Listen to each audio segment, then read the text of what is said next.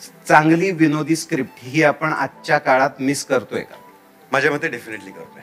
आणि चांगली विनोदी स्क्रिप्ट म्हणजे फक्त चांगला विनोद आहे असं नाही, किती प्रिसाइजली ते मांडलं जाते हा मुद्दा आहे त्यातला. आणि खूप दिवसांनी मला ह्याचं स्क्रिप्ट वाचल्यानंतर असं झालं की इतकं प्रिसाइज विनोदी स्क्रिप्ट लिहिणं खूप अवघड आहे. तुम्हाला ऍक्टर म्हणून सुद्धा तुम्हाला ह्याच्यात एकही ऍडिशनल शब्द टाकावा असं वाटत नाहीये, त्याचं कन्स्ट्रक्शन बदलावं असं वाटत नाहीये, त्याचं एक मीटर असतं ते काढावं असं वाटत नाहीये. हा सगळा विचार करून त्यांनी प्रत्येक ऍक्टर आणि तो करत असलेलं कॅरेक्टर याच्याप्रमाणे ह्याचा विचार करूनच स्क्रिप्ट लिहिलेलं होतं. ही खूप मोठी गोष्ट आहे. ते पाहिजे आता.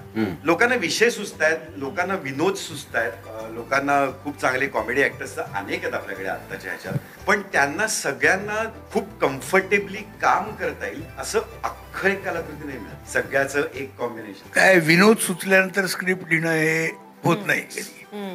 तुम्ही स्क्रिप्ट सुचल्यानंतर त्यावर विनोद सुचला पाहिजे, हा फरक आहे त्याच्यातला.